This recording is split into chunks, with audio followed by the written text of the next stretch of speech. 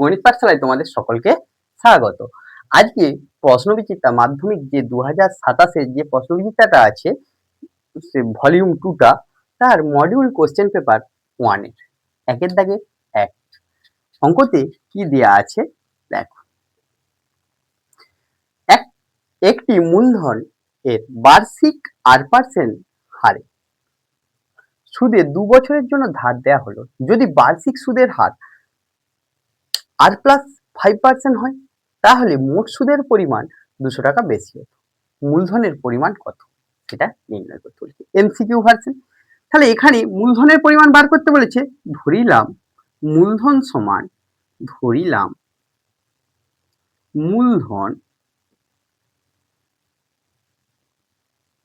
সমান পি টাকা। সুদের হারের বৃদ্ধি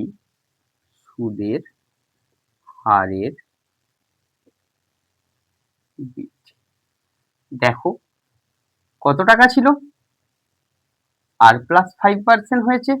আগে কত ছিল আর, বিয়োগ করে দাও পার্সেন্ট, তাহলে বৃদ্ধি পেয়েছে 5%।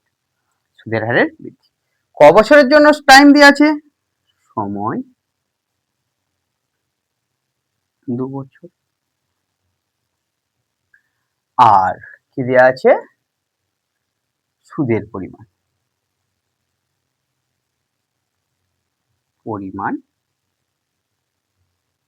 দেখো 200 টাকা। তাহলে তোমরা এখানে দেখতে পাচ্ছ 5% বৃদ্ধি হওয়ার ফলে ওই টাকাটাই 200 টাকা বেশি সুদ পাচ্ছি। সরল সুদে আছে মানে 200 টাকা বেশি পাচ্ছি 2 বছরের জন্য। তাহলে পি টাকার 5% হারে 2 বছরের সুদ কত হবে, 200 টাকা হবে। তাহলে এখানে কি করব, পি সমান আসল সমান কি হয়, 1 নম্বরের অঙ্ক তো একবারে লিখে নাও, 100 গুণিত সুদ বাই সময় ইন্টু সুদের হার 5। দেখলাম। এবার কাটাকাটি করে নাও তোমরা একটু। 5 দিয়ে কাটলে 20 আর 2 দিয়ে কাটলে এটা 100। 20 গুণিত 100 সমান কত হচ্ছে, 2000 টাকা। তাহলে সুদটা কত, আসলটা কত বেরিয়ে গেল, 2000 টাকা। আসলটা কত হবে, 2000 টাকা। এবার দ্বিতীয় নম্বর এমসিকিউতে কি দেয়া আছে দেখো। তোমরা 2 নম্বর এমসিকিউ এখানে a/b সমান 2:3, b/c সমান 4:5, c/d সমান 6:7 হলে a/d এর মান কত।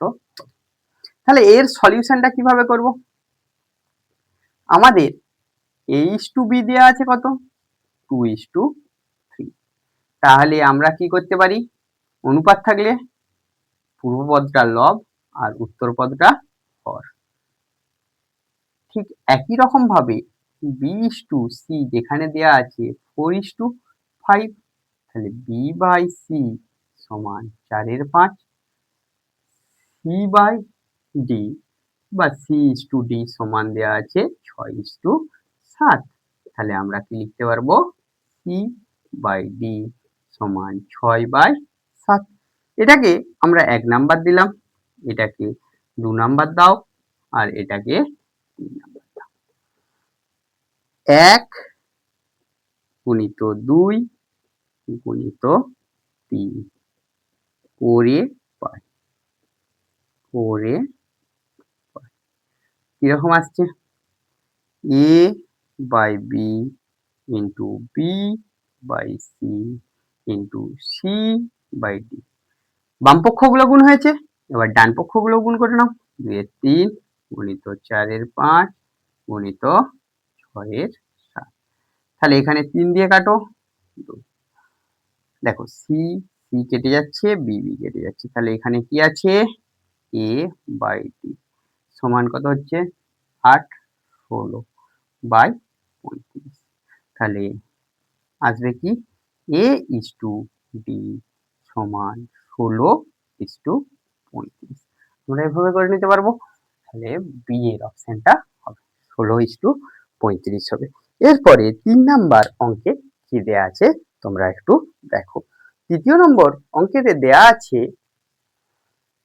6 সেমি ব্যাসার্ধের বৃত্তের কেন্দ্র ও থেকে 3.6 সেমি দূরে অবস্থিত জ্যায়ের দৈর্ঘ্য হলো কত? তাহলে এখানে একটা বৃত্ত দিয়ে দিয়েছে, তার কেন্দ্র বলে দিয়েছে ও, একটা জ্যা দেয়া আছে।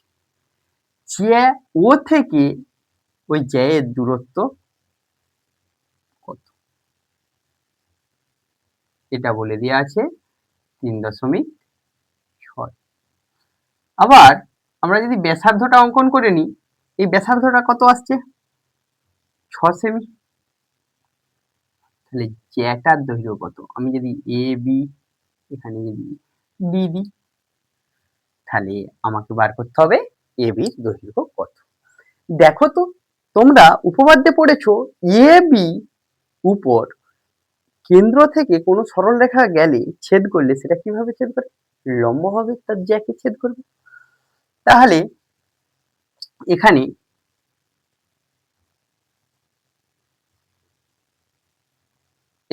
দূরত্ব বলেছে মানে লম্ব দূরত্ব বলেছে।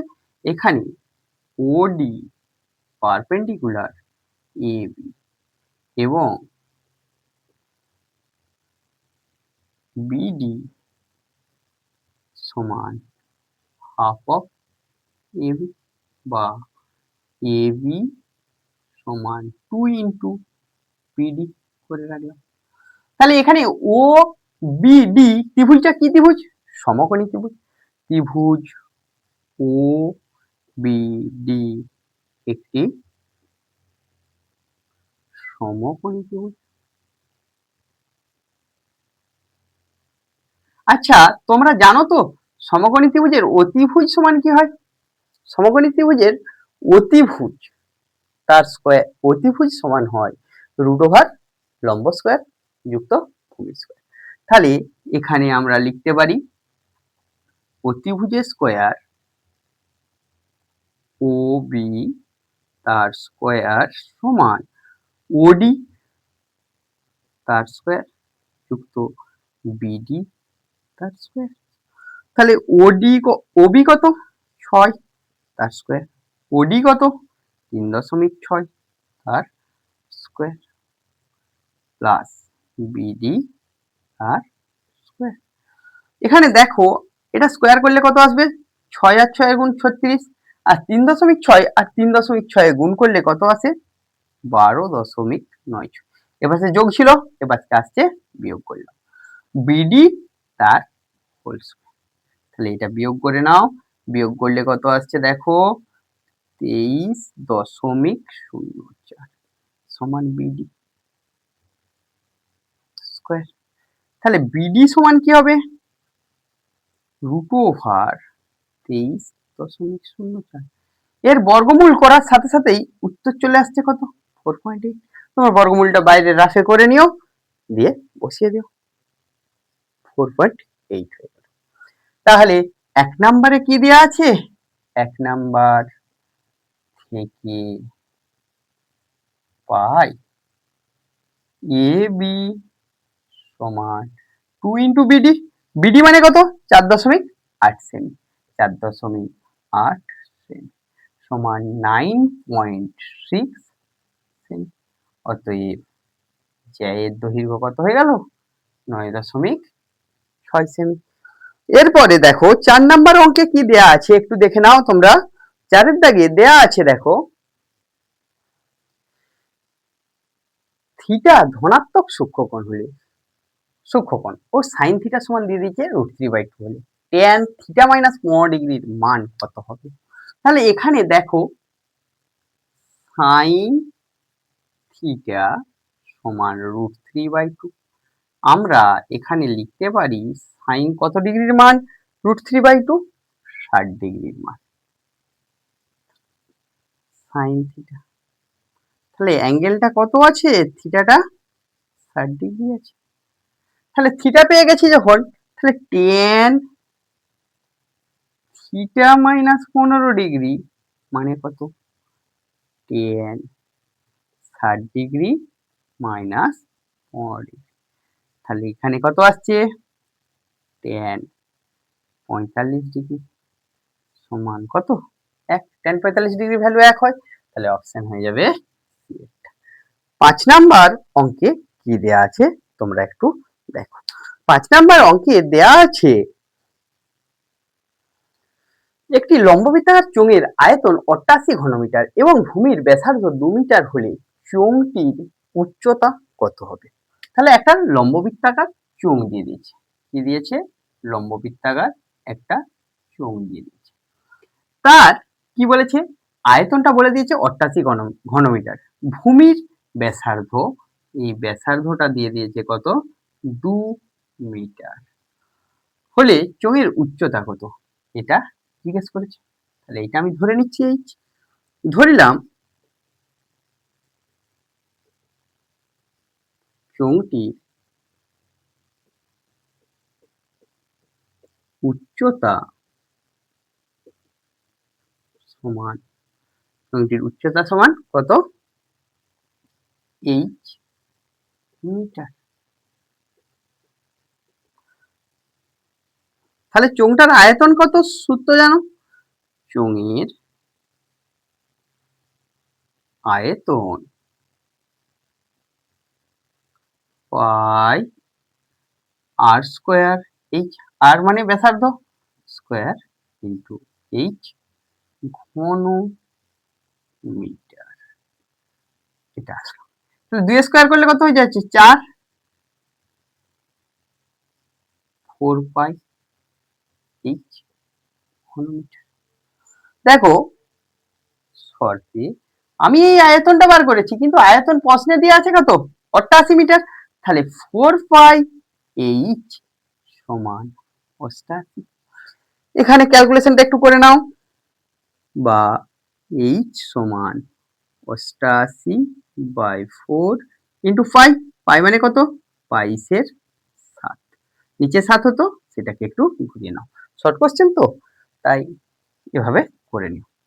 তাহলে 22 দ্বারা কাটো 4, 4 এ 4 এ কেটে গেল, তাহলে এইচ সমান কত হলো 7, তাহলে উচ্চতা কত হবে 7 মিটার, অপশন সি হয়ে যাবে।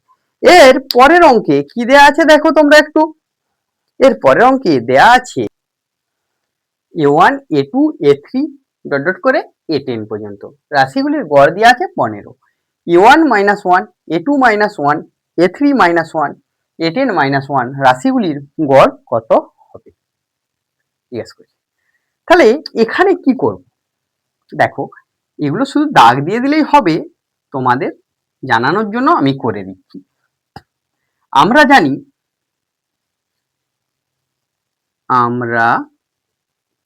জানি তোমরা যখন রাশিবিজ্ঞান পড়েছো সেখানে দেখবে এটা আছে প্রতিটি পদ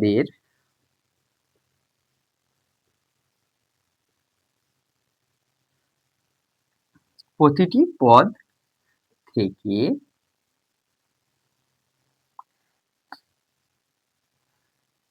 n করে হ্রাস পেলে গড় থেকে n হ্রাস পাই। তাহলে তোমরা এখানে দেখো এই 10টা পদের থেকে প্রত্যেকটা থেকে 1 করে হ্রাস পেয়েছে, তাহলে গড় 15 ছিল, 15 থেকে হ্রাস পেবে 1, অতএব a1 minus 1 a2 minus 1 dot dot করে a10 minus 1 এর গড় তাহলে কত হবে 15 minus 1 মানে কত হচ্ছে 14, অপশন বিটা হয়ে যাবে। এবার দুইয়ের দাগে দেয়া আছে দেখো শূন্যস্থান পূরণ করো, কি দেয়া আছে শূন্যস্থান পূরণ করো।